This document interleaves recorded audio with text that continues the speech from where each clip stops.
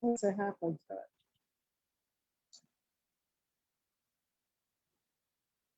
Hola. Can you Howdy, hear? howdy, howdy, howdy. Yeah, I had the thing turned off just so that while I was sitting here whistling and trying to punch all the buttons, you wouldn't be hearing me.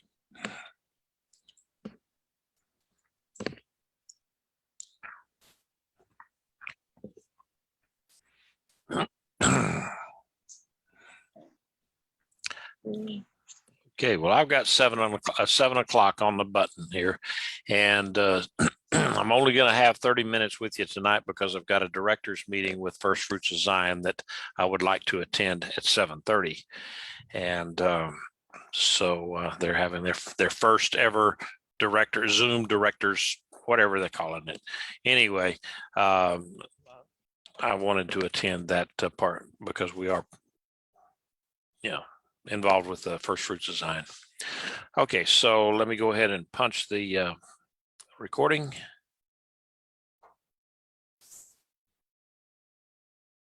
Okay, recording is now in progress. Welcome everyone here to the history of Israel. Now tonight we're going to start kind of a new chapter, new version, or new area.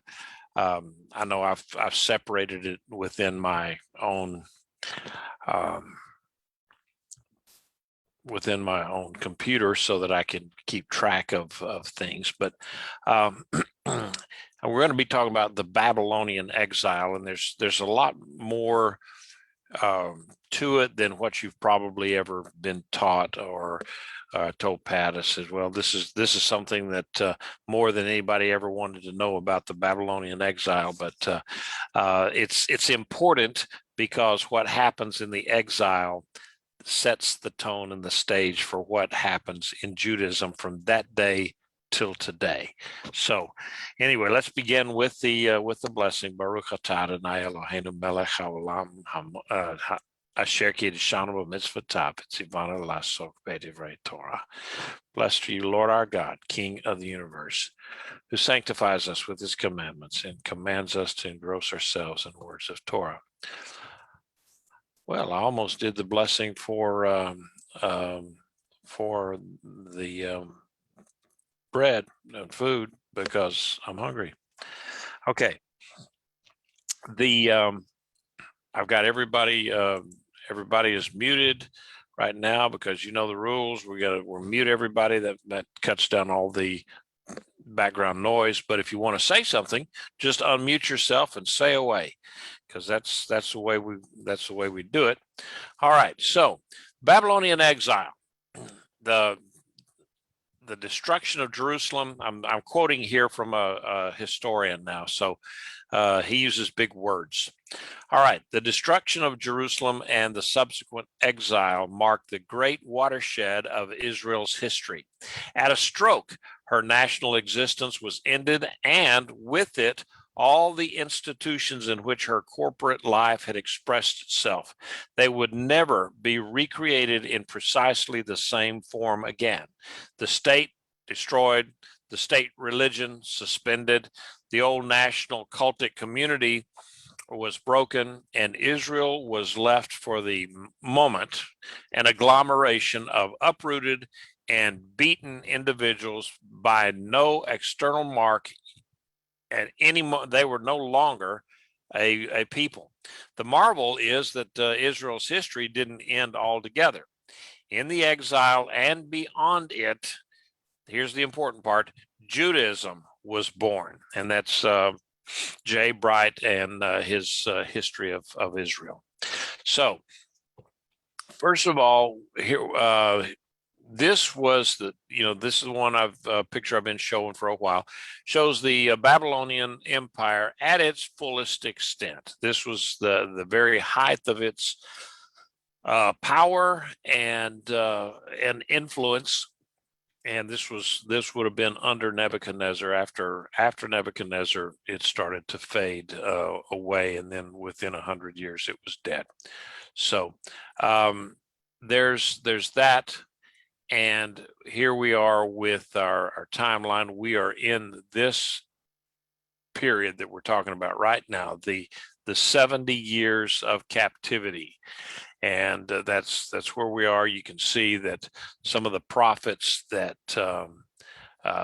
that we will have we're listening to would be Daniel and Obadiah and Ezekiel and Jeremiah. I'll be talking about Jeremiah tonight a little bit too. He didn't last very long within the exile, but we'll talk about him too. All right. So here's what Judah looked like during the exile. You can see the part here where it's greatly reduced from what Judah really was and what Israel used to be under David and so forth. So you can tell that it's just not. It's greatly reduced, but it kind of tells you there. All right, now there. You see this Jeremiah's flight to Egypt, what that was, where he went down there. Okay, and it wasn't actually a flight; he had to walk. But let's look at the political situation that we find ourselves in. Now, in 605 BCE, Nebuchadnezzar, he became the king of Babylon. His father had passed away, and he was actually on a swing down into the Levant, the Middle East there, and he had to stop that because he got word that his father died, and so he had to scoot back to Babylon really quickly, so to make sure that no one else got into the throne, and he had to secure his throne. Now, the first wave of deportations began around 605, and that's important to remember for the 70 years if you're counting the 70 years of captivity. But that first wave of deportation was in 605, and that's where we had it was Daniel and his three buddies, Shadrach, Meshach, and Abednego, and the story that we have there in the book of Daniel. And so they were the very first. Because why? Because they were probably maybe royalty, or they were the most highly educated, and that's the kind of people that went off in that first wave, that when Nebuchadnezzar came and captured Jerusalem, then he came back, about 8 years later, and he hit Jerusalem again because the kings of Judah were rebelling against him. So he had to go take care of business, and he came in there again, and there was a second deportation. He took more people out of Jerusalem, because who was he taking out? He was taking out the influential people, the rich folks, the politicians, the royalty, the ones that were the influencers of the day. And so he was taking out those people in order that they could not foment a revolt against him. And so then around this time, Egypt had a new pharaoh, and he was not he was unwise. He had a greater estimation of his abilities than what he really had. And so as soon as he became, his name was a couple of names here, but Aprius or Hophra. He was called both names in various places, but he became the pharaoh of Egypt in 587, and so almost immediately he gathered up his army and he went up to fight Nebuchadnezzar at Carchemish. And he was soundly defeated. I mean, he was just routed. And so as a result, then he came back and into Egypt, and pretty much he was a non-player at that point, especially then later on. You'll see Nebuchadnezzar actually invades Egypt. But then Jerusalem at that when Egypt went up there to fight Nebuchadnezzar, Nebuchadnezzar had actually surrounded. He was laying siege to Jerusalem, and when the Egyptians came up there, okay, he withdrew his forces, went up to Carchemish, beat the Egyptians, and then came right back down to Jerusalem, had the siege, and then in 586 BCE, he stormed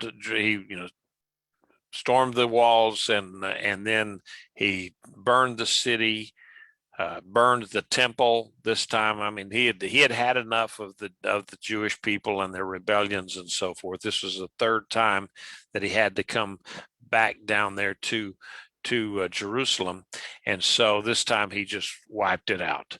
And that was also the third deportation. He took out just anybody. I mean, this time he took out people who were tradesmen, craftsmen, some of the better merchants, and anybody that could have possibly had any kind of influence or value to his empire back in Babylon. He took those people out.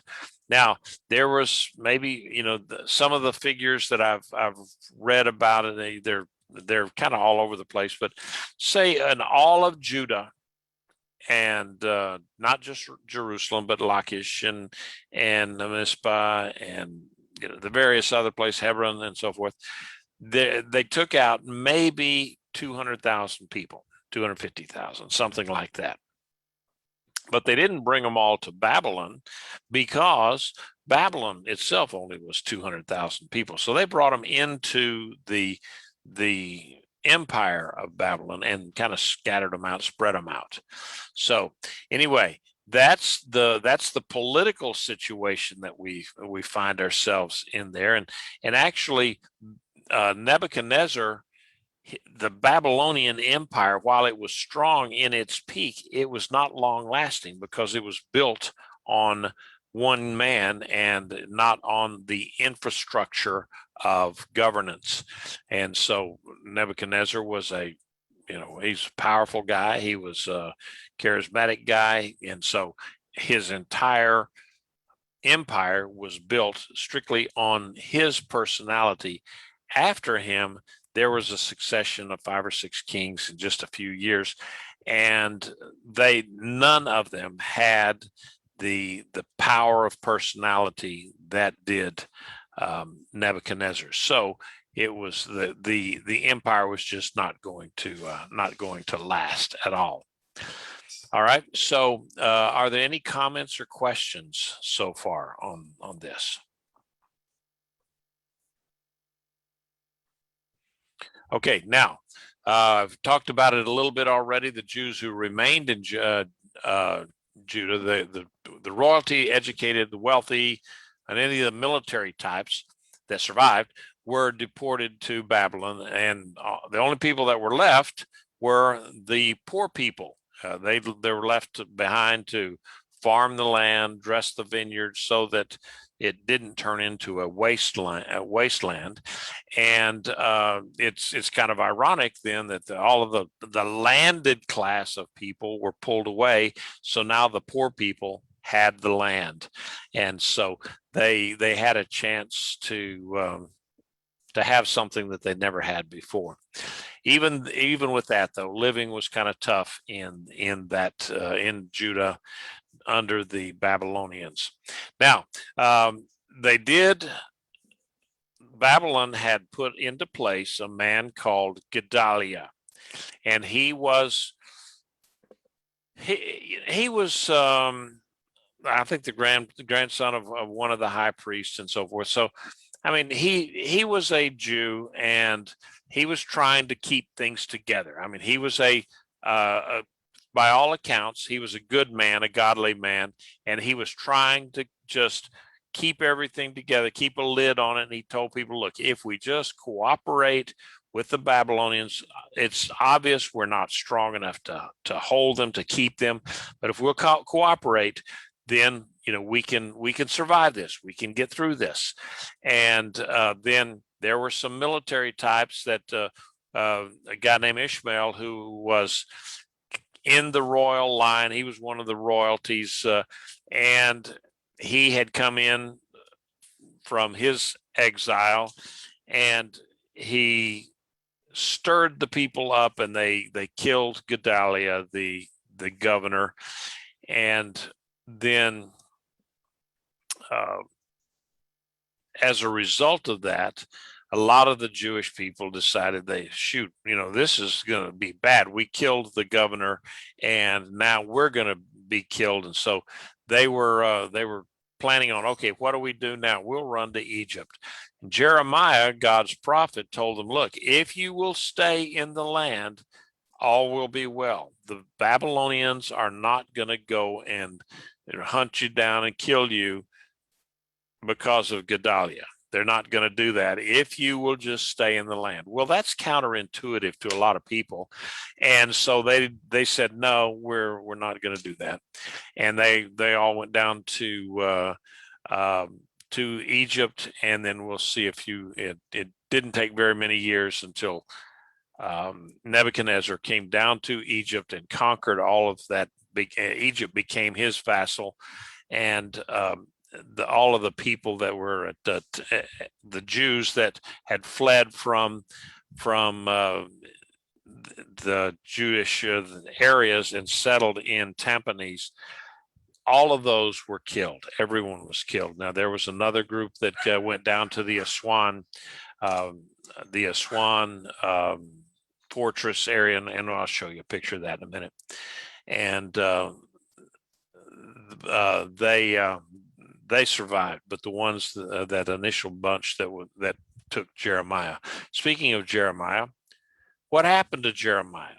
Now, before the fall, he had run afoul of the kings of Judah. Why? Because he told the truth. He was telling them that these kings had their own prophets. These prophets were in the bag. They were all yes men for the king. And so whatever the king wanted, these prophets would figure that out and say, oh, yes, this is from the Lord, whatever it is that you want. But Jeremiah would kind of stand up to him and said, oh, no, this is not from the Lord. This is what you should do.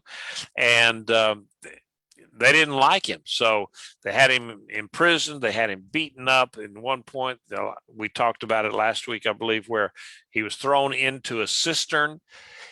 And then an Ethiopian rescued him. And then at the fall of Jerusalem, Nebuchadnezzar put out the word that Jeremiah was not to be harmed under any circumstances. And so actually then he went back up to some of his family properties and so forth in Mizpah, and was able to live for a few months anyway, until this murder of Gedaliah.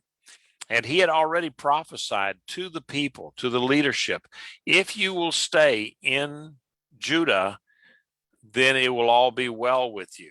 I mean, you're not going to die if you will stay here in Judah. But they wouldn't listen to him, and they got angry, and they said, because they were convinced that they were going to die. And so they basically kidnapped Jeremiah, captured him, forced him then to go down with them to Egypt. And then tradition says that he was stoned to death by these Jews that were that had taken him captive and so forth. So and in fact, if you look at, I think in Hebrews 11:37 or something like that, there is an allusion, a possible allusion to that stoning where he was stoned, because it talks about, of course, chapter 11 is the faith chapter of all of the faithful that had gone before, and the word "some died by stoning." Well, that may be a reference. It's a possible reference to Jeremiah's death, and we, just a lot of the church fathers, the early Christian church fathers, wrote that yes, he was stoned. So we really don't know, because the Bible doesn't tell us. But anyway, that's kind of what happened to Jeremiah. All right, now here's the route that they took when this group took Jeremiah, and they came at Tapanhes here. It's sometimes called Daphne under the Romans. And then another group came on down here to Elephantine, which is near Aswan, and down here. So these guys that were up here at Tapanhes, though, they were all killed. And so it was, Jeremiah's prophecy was right. If you leave Judah, you will be killed. And that's what happened to them. Okay. Now, any comments or questions so far? Because then I'm going to start talking a little bit about what was Babylon, and just, what was it like? Now, comments, questions, anything? Because we're going to, like I said, I'm only going to go until 7:30 tonight, because I've got this other meeting to go to. The perimeter of the walls, a little bit over 55 miles. If you went around, I mean, that's huge. That's pretty good size for an old an ancient city like that. And they were protected by 3 walls. Now, the outer wall was 25 feet thick, 90 feet tall, and then you moved inward another 38 feet, I think it was, and you had another 25-foot thick wall, and it was 90 feet tall. And then inside that was the actual city proper, and it had a 12-foot thick wall. But these walls, they had a highway on top of them, basically, that they said chariots could go either way on it. It was a 2-lane highway for chariots up there that they could go and not be hindered. Now, there were, I think it was, there were 360 watchtowers around the walls, and of course they would have had archers in there and so forth and so on. And then also inside Babylon, there was this Adamananki. Try that several times. There was a ziggurat. It was basically one of these, Tower of Babel kind of things, and it was 300 feet high, and you could see it for miles around. And it had a population at its height of about, I think it was the first of the ancient cities to have a population of 200,000. So big city. Now, I just wanted to show you a few things. Now, here's a map of it, of Babylon, and their outer wall here, and this was that triple city, that triple wall that I was telling you about. Okay, that they could go around this puppy here, and would run their chariots up there on top of that. And so it was on the Euphrates River. It's actually the Euphrates River split the city right in two, and then there was this stone bridge here. This area on the west side of the Euphrates was was the old town. It was the more ancient of the town, and then this over here on the east side was the new town, the modern town. And then I'll point to here this Ishtar Gate. All right, and another thing was the hanging gardens that were there. That's supposedly, these things were like the seventh wonder of the world. You know, when we were kids, we had to learn all of these different wonders of the world, and the hanging gardens in Babylon were one of these.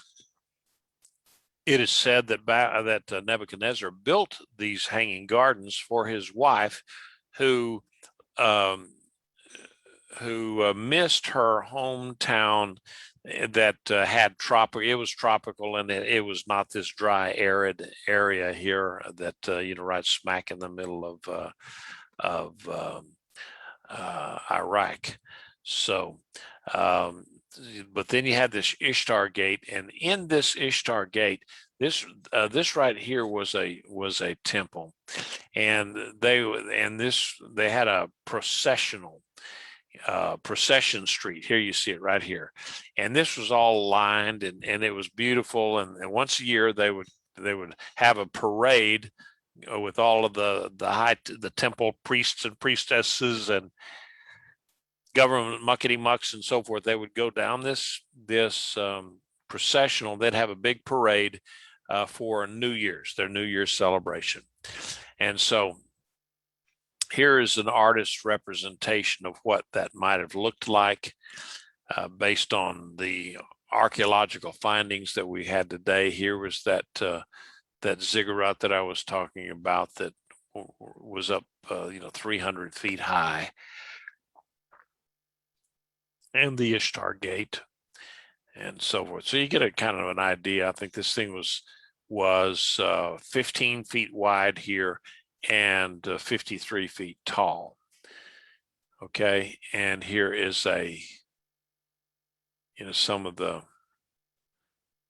stuff that's now this I think might have, this up here might have been some of Saddam Hussein's stuff. I'm not real sure, but these are still lots of ruins still left around there, and these are this is a reconstruction that they've put the bricks back in place here, and reconstructed some of this stuff that you can see here. And there are a lot of pictures, so that I could have picked up, but it just gives you an idea of the massive size of this place.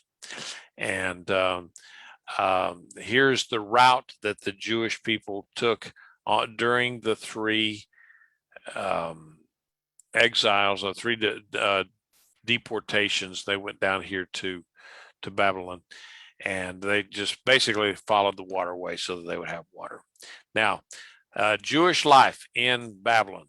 The Jews were relegated to their own cities, and they were allowed to govern themselves within reason, subject to the Babylonian law. And in this time, they adopted the Aramaic language. They kind of readopted or they changed their calendar. Some of the Babylonian stuff went into their calendar, and but they were pretty much left alone, and many of them became wealthy merchants, and they lived better than those who had stayed back in Judah. Of course, the people that were back in Judah were the poor folks, and they didn't have anything to begin with. And so these people did live better than the folks down there. Now, we got just a minute or two. Any comments or questions before I go to that next meeting?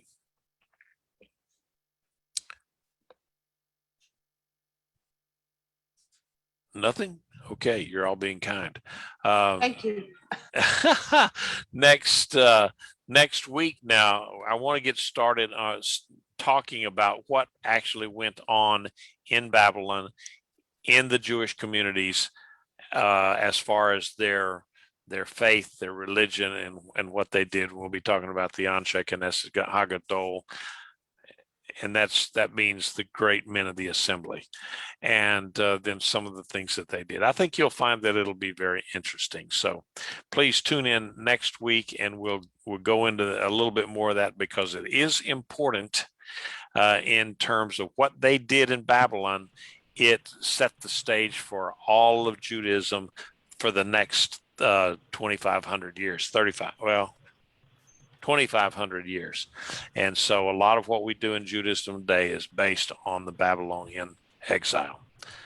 Okay, anybody? I see Gudrun was unmuted. Yeah, I did for a moment, but I think you answered my question. We're going to delve more into this coming up, because the importance of Babylon escapes me so far. But you said we're going to delve into that to understand that better. Oh yes, okay, yeah. We're gonna get deep into it. So, like I said, stuff that you never even wanted to know. Okay.